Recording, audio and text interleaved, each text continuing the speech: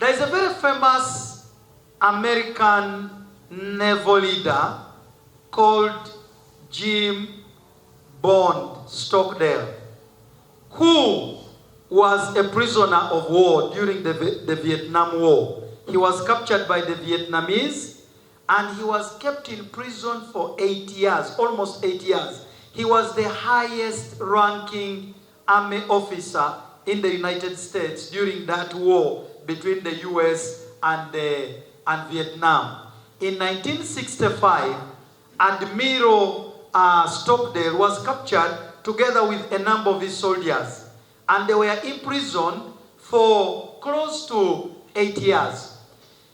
But Admiral Stockdale survived the prison. The conditions were very, very hostile. You know, Vietnam, first of all, they had a communist paradigm. And they were very ruthless. They punished these prisoners of war, did all kinds of torture, and a number of American soldiers died in prison. But there are some who survived the prison experience. One of them was the Stockdale himself. When he survived the prison experience, later on studies were done about how he was able to survive the prison experience together with some of his soldiers, and later on they generated a phenomenon called the Stockdale paradox. The Stockdale paradox was a very interesting situation whereby Stockdale had to convince his colleagues, his fellow soldiers, his juniors, that you know what? We are going to have to survive the prison and come out alive.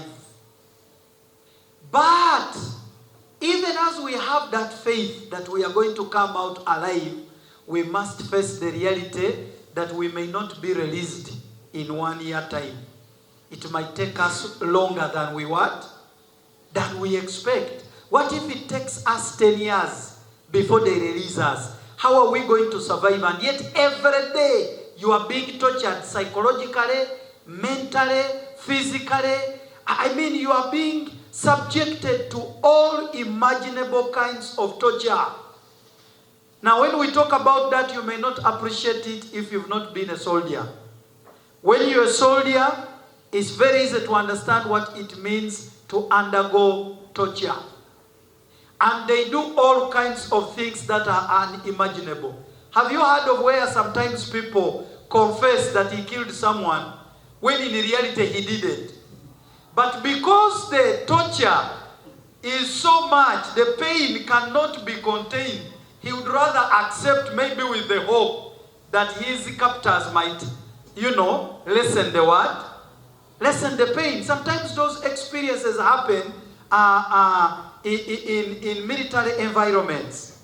And this is what Stockdale went through. However, Stockdale noticed that some of his soldiers ended up dying, even when they had faith that they would get out. Why? Because some of them, they looked forward when the year is coming to an end, and they are like, by Christmas this year, I'm sure I will be back in America. Maybe they will have released us and sent us back to America. Christmas reaches and they have not been released. And what happens? You lose morale, you give up, you go into depression, and you do what? You die. Now, another Christmas comes and you're still in prison, and the same conditions are there. Another Christmas comes, you're still in prison. So, that is the reason why later on, when Stockdale came out and they asked him, how did you survive the prison? He said it was very easy. He said that there were those he called the optimists who were saying, we are going to get out by Christmas, and when Christmas would come, they would not get out, and so they ended up dying because of a broken what? Because of a broken heart. Now Stockdale resisted that, and he faced. Now how did he face the reality? He knew that his captors were still going to torture him, but he needed to have a mindset that even if he was being tortured, he still kept his hopes alive. That is confronting the brutal facts by facing the what? The realities that you are going through. So, that is why the Stockdale paradox is a very important concept. And Stockdale himself says that it's very important that you never confuse faith, that you will prevail in the end without losing the discipline of confronting the brutal facts of your current reality, whatever it might be. So it's not enough for Busitema University to say, we are going to become a great what? University, without confronting the current what? Realities that you are going through. Very important. And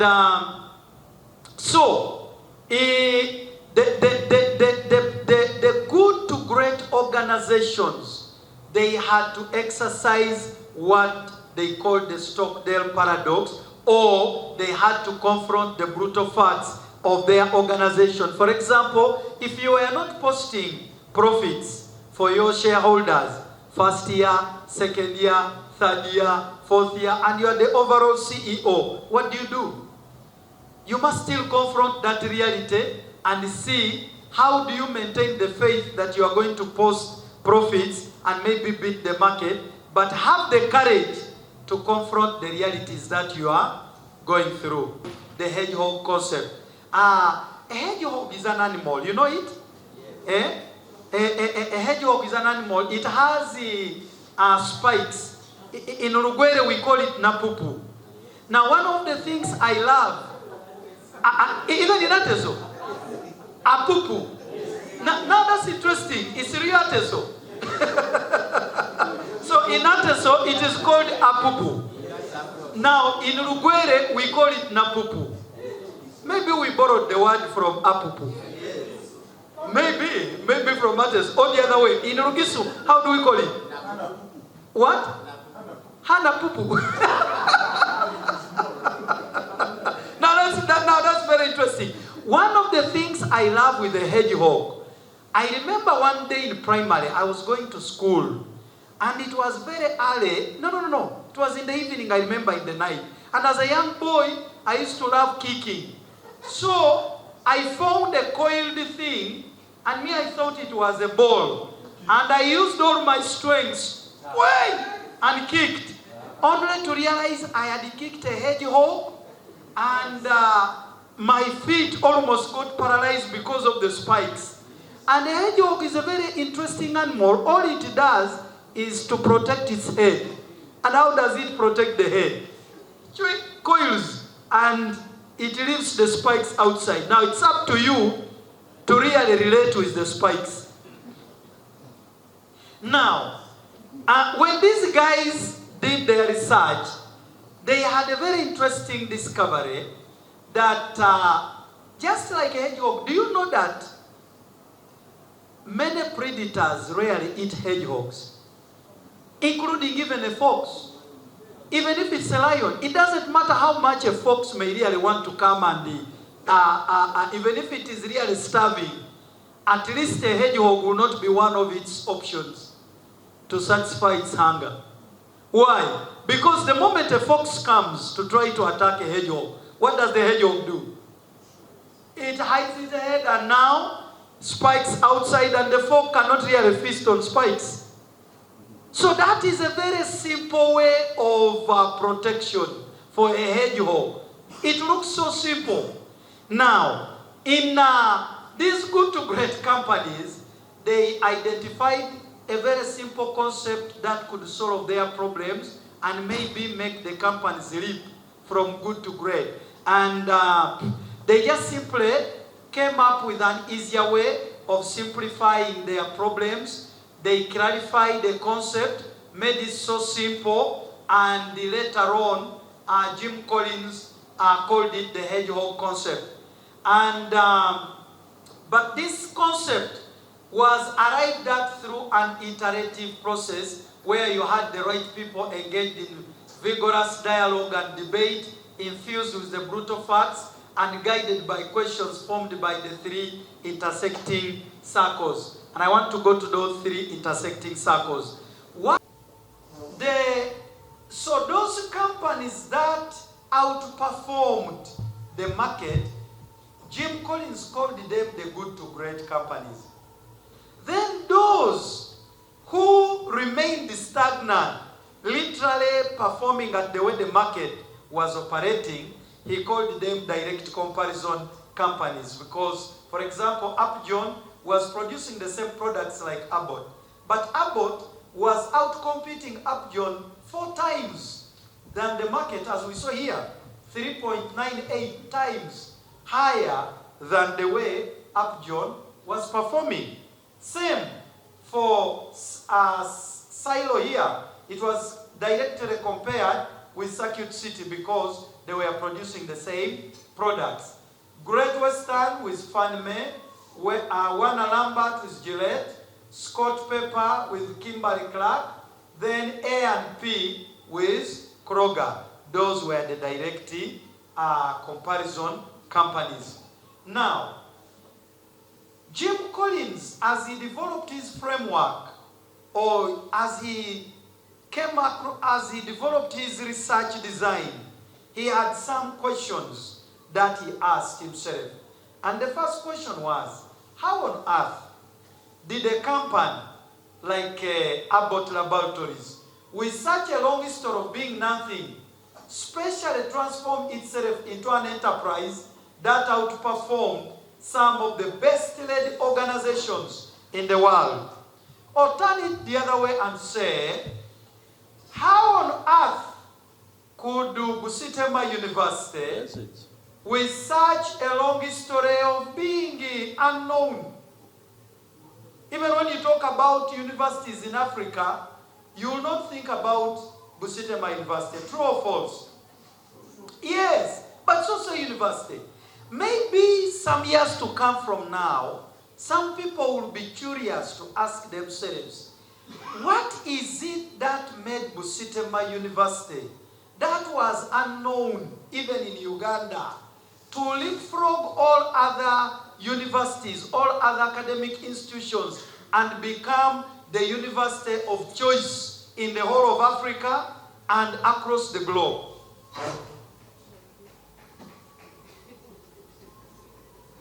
At least that clapping encourages me. Because it's a realistic question that Jim Collins asked here, and it's the same question we are asking ourselves. Now, the other question he asked was, and why were some companies able to make the leap from good to great, while others in the same industry with the same opportunities and similar resources did not? It's very possible that years to come from now, we will be asking the same question. How come other universities, like Soroti University, like Muni, like Guru, that were in the same situation like Busitema University, did not become great universities? Yet, they were all exposed to the same opportunities, same resources, same challenges. Are we together? That is the research that Jim Collins made. Now, as Jim Collins did that research, he started to observe that these companies that posted good results and finally ended up being great companies, there must have been some issues to understand. Those issues which were unknown at that time were like really going through or dealing with the black box. That's the way Jim Collins called it. That's it. It was like dealing with the black box, dealing with an unknown, dealing with situations that you do not know. Yesterday I missed I'm told there was a discussion on the black box. Yes. By the Honorable Minister or Professor? Honorable Minister. He was for the Honorable Minister. That was a key gospel. It is not only yesterday. Thank you. Dealing with the black box. And indeed, if you've been very familiar with the story of the Ministry of Science, Technology and Innovation, where it came from, I'll be very honest, in the previous administration, apart from knowing that that was one of the ministries that exist in Uganda, there was nothing else to write home about. In fact, we knew National Council for Science and Technology more than the mother ministry. True or false? National Council for Science and Technology was more visible than actually the mother ministry itself. So, this black box is what the Honorable Minister and our team have dealt with, and we are beginning to see, the great results that are coming from what they have been doing for a very long time. So much that now you can all appreciate the conversations they are having with us. When I listened to Dr. Isiko today talking about that value chain analysis, to me it's like I got saved today. That was my confession, that I think I've gotten saved today. Why? Because kind of like scales were removed from my eyes to realize that it's now possible to eliminate poverty in Eastern region. If we can concentrate on this which you've been discussing and pay a price to implement them, I'm sure we will eliminate poverty. Prof. Not so? Yes. So, the questions that were addressed by developing theory through empirical deductions derived directly from the data and evidence. Of course, this whole process that Jim Collins and his team went through was this whole issue of when he asked himself what happened in the black box. They were analyzing data that they picked all over from those companies. You can see here when he's telling you this evidence here, where they are observing that some companies are beating their colleagues by this number of times in the stock market. And they have observed it for 15 years. That was a rigorous research. To research and look and examine the performance of all these companies. And that is what he called the black box. Now from there, he came up with some very astonishing findings. One of them was that there were leaders, corporate leaders. One of them, who still up to now sticks in my mind, is a gentleman called Lee.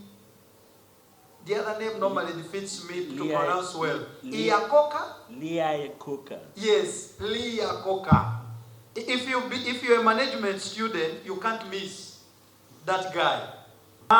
In Jim Collins' findings, he's one of the guys he calls larger than life celebrity leaders who ride in from the outside, and he discovered that larger than life celebrity leaders who ride in from the outside are negatively correlated with taking an organization from good to great. Let me explain that. Many of you are aware that sometimes when institutions are having challenges, sometimes the principals tend to even overlook the staff that are inside that organization. They will go outside and they will bring an expatriate or bring someone from outside to come and head Busitema University. Yet within Busitema University, there are many professors who any of them would have been elevated to head Busitema what? University. Are you getting what I'm saying? I mean, I'll give you an example. I worked in URA for 20 years, and one of the things that amazed me in the early 2000s, government was very convinced that there was no Ugandan who had the capacity to collect taxes for government, because IMF and World Bank and all these guys had carried out studies, and they were convinced, and they convinced the president that for you to be able to collect taxes in Uganda, you need expatriates. There are no good Ugandans that can manage that. So when URA was formed in 1991, The first Commissioner General of URA was a Ghanaian called Labiso. So he was recommended by IMF to come all the way from Ghana and come and head URA. So from 1991 to 1997, we had Labiso. To 2000, because I joined in 1999, some of the presidents thought maybe a Ugandan could try, so they put there Mr. Eli Rwakakoko. Some of you remember him. Mr. Eli Rwakakoko had a very short tenure in URA, just one term. He served only 3 years, and again, IMF recommended a Muzungu. So they brought us someone from, that lady, I think she was from one of the European countries. She was called Anne-Britt Aslan. You know, a white. And so she came and led URA from the year 2001 to 2004. We had that expatriate. Now, why? This whole issue here, where the government was being convinced that there were no people inside that really could run what? URA, and you needed an expatriate. But thank God that the president woke up, and in 2004, he appointed Allen Kajina. The rest is history. Now we are taking care of URA, and we don't need an expatriate. The other point was that there were no systematic pattern linking specific forms of executive compensation package to the process of going from good to great. In other words, it wasn't so much to do with how much you were getting as a CEO that would determine that this organization would be great and another one would be what? Good. Sometimes the companies that were just good, their CEOs were getting very fat compensation packages, but there was nothing to write home about. Now, the other finding was that strategy per se did not separate the good to great companies from the comparison companies. In other words, all these companies had vision. You know, when you talk about strategy, they had strategic plans. They had very clear medium to long-term plans. So really, Jim Collins found out, strategy alone was not enough, because the good to great companies had the strategy just as the comparison companies had the what? The strategy. Then the good to great companies did not focus principally on what to do to become great. Now that's interesting to know. That every day they were not struggling. You know, we are Busitema University, we must become great. That wasn't their overriding ambition or focus. They focused equally on what not to do and what to stop doing. So there were 3 things. Yes, they had an interest in moving their organization from being good to great, but they also realized that that journey would involve them identifying certain things that they were not supposed to do, and some things that they were supposed to stop doing. And say, from this day hence, some of these processes, we are no longer going to be doing them. These activities that we have been doing as a company, we are not going to do them. They had to take those decisions. Now, 5, you would think that technology maybe was the game changer. The research by Collins found out that technology and the technology-driven change has virtually nothing to do with igniting a transformation. Then, he also noted that mergers and acquisitions play virtually no role in igniting a transformation from good to great. You can merge a company, like now the way Coca-Cola has bought off Rizzoli, and it still just remains a good what? Company. Yes, they still give us water, so what? Number 7, the good to great companies paid scant attention to managing change, motivating people, or creating alignment. Now, when I was reading the research by Jim Collins, this is to me one of the things that really caught my attention. That the good to great companies paid scant attention to managing change. Most of the management gurus, and these are the many things they teach us, how to manage change, and how to motivate staff, you know, Most HR professions have built all their career here on how to manage people. That's why it's called human resource, or human resource development, or human resource management. Others call it OD. What is OD in full? Organizational what? Development. You know? But Jim Collins discovered that none of these really were the underlying reasons, or even creating alignment. And his argument was, when they carried out the research, they found out that under the right conditions, the problems of commitment, alignment, motivation, and change largely melt away when you have an organization which has a disciplined culture. So it is very possible for Busitema University to have lecturers that are so disciplined that you don't need to struggle to motivate them because they are self-directed, they are self-motivating. This is what Jim Collins discovered here. Now, the good to great companies had no name, they had no tagline, they did not have a launch event or program to signify their transformations. So there was no single day where they called the press conference and said, from today onwards, we have now got converted, we have gotten saved, we are no longer good companies, we are now great companies. That did not happen. The good to great companies were not by and large in great industries, and some were in terrible industries. In no case do we have companies that just happened to be sitting on the nose of a rocket when it took off. There was no correlation. So these were the findings that he found out. And finally, Collins made a statement that greatness is not a function of circumstances. Rather, greatness, it turns out, is largely a matter of conscious choice and effort. And I want us to take note of that. That if Busitema University is going to transition from being a fairly good university or being a good university, it is going to make a conscious choice and effort in order to become a great university. Let's move on. So, Jim Collins realized that the good to great companies was like riding a bus, where you have to ask yourselves the questions when you are the bus driver: where are we going? What are we going to do? Why are we going there? Whom are we going with? How, when? What will it cost us? Those important questions. Outcome of Jim Collins is summarized in this framework, and it is famously called the Good to Great Framework.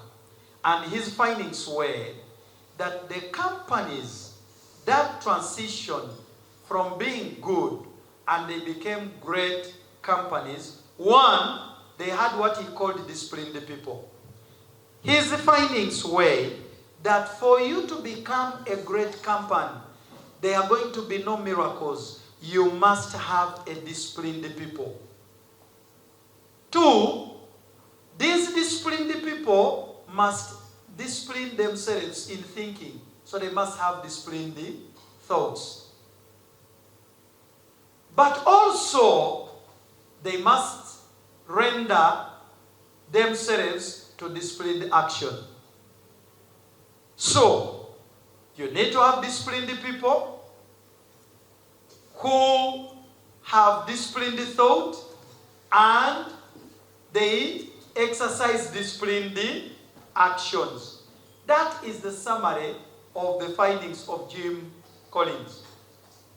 Having disciplined people with disciplined thoughts and with disciplined actions. He also now discovered that when you talk about disciplined people, there are basically two critical aspects there. One, that you must have a leadership, a certain category of leaders, or a certain category of leadership, which Jim Collins called level 5 leadership. That is the kind of leadership that is required to generate people who are disciplined. And maybe by the end of this conversation, you will help me to answer the question whether the Honorable Cabinet Minister is a level 5 leader or not, based on what so far we are observing. 2, Jim Collins also found out that once you had a level 5 leadership, they were interested in asking themselves, first, who is going with us? Before you define what do we want to do, you first of all have to identify who is coming along with me. And once we have all come together, then we can chart out the direction we want to go. So we can easily ask ourselves, what do we want to do? As long as you've gotten the right people. So that is the famous concept of first who, then what. Then, under the disciplined thoughts, that once you have the disciplined people, then for you to engage yourself in having disciplined thoughts, you must have the capacity to confront what Jim Collins called brutal facts. And we'll talk more about that. And then also, you must utilize what he termed the hedgehog concept. And these two constituted what he called disciplined thoughts. Then finally, to have disciplined action, he realized or found out that these good to great companies, all of them had a culture of discipline. So it wasn't that they had discipline, but they had a culture of what? Discipline. Because the two are different. You can be disciplined, but you do not have a culture of what? Discipline. This was the framework that is now famously called Good to Great Framework. Now let's quickly examine bits of it here. So the road to transforming nations, or the road to transforming Busitema University, since now we are saying that in the years to come, we would want Busitema University to be a great university, to be a great institution, and rub shoulders with other great universities. The price that you need to pay is that you are going to have to develop disciplined people with disciplined thought, executing disciplined action, and that will definitely cause a transformation to Busitema as a university. Let's continue. Now, the first thing that Jim Collins found that was important was the concept of having disciplined people. And he first looked at the leadership. He discovered in his research that there were 5 levels of leadership. There is what he called the level 5 leadership, which is the executive leadership. And then there was the level 4, the level 3, the level 2, the level 1. Now, in his discovery, if you began at this lowest level, level 1 leadership, these are highly capable individuals that make productive contributions through their individual talents. They harness the skills of their personnel and so forth. And so they are regarded as level 1 leaders at this level. But then also, and now this is an individual. You know, you're a leader and you're a highly capable what? Individual. Even in organizations or in your department or in your faculty, sometimes you will see a very unique faculty, you know, who is very unique, different from the rest of the faculty members. You know, is a level 1 what? A leader. And then you have the level 2, who Jim Collins said these ones contribute to the team membership. They contribute individual capabilities to the achievement of group objectives, and they work effectively with others in a group setting. So they are those that really contribute to the group objectives, and they are level 2 type leaders. Then you have what he called the competent manager, who is at a level 3. This one organizes people, he organizes the resources towards the effective and efficient pursuit of predetermined objectives. So this one's really a level 3 leader. But in reality, he's not a leader. He's just simply a competent what? Manager. I hope by now we all agree that there is a world of difference between management and leadership. True or false? Managers are different from leaders. You can be a manager, but not necessarily a leader. But when you're a leader, it's incumbent that you also espouse management what? Capabilities, so that it helps you to run the organization well. Now, level 4 is what he called the effective leader, who catalyzes commitment to and vigorous pursuit of a clear and compelling vision, stimulating higher performance standards. In fact, in his research, most of the comparison companies had leaders who were at this level. They were effective leaders because they were still posting profits for their shareholders, for their companies. They were still doing very well, but they were not beating the what? The market. There were those other companies that outperformed the market. And those companies were led by what Jim Collins called level 5 leaders. Now, these level 5 leaders, they build enduring greatness through a paradoxical blend of personal humility and professional will. So he called them level 5 leaders. They don't blow their trumpet. Sometimes you will not hear what is even happening to them. They may be soft-spoken, they may be quiet, but yet they are doing wonders.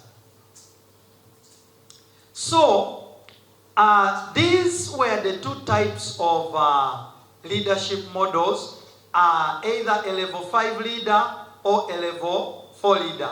To the level 5 leader, their major interest when they are looking at personnel is that they are interested in, first of all, who is coming with me on board? Who is coming with me on the bus? So they are interested in getting the right people on board, and then they build a superior executive team.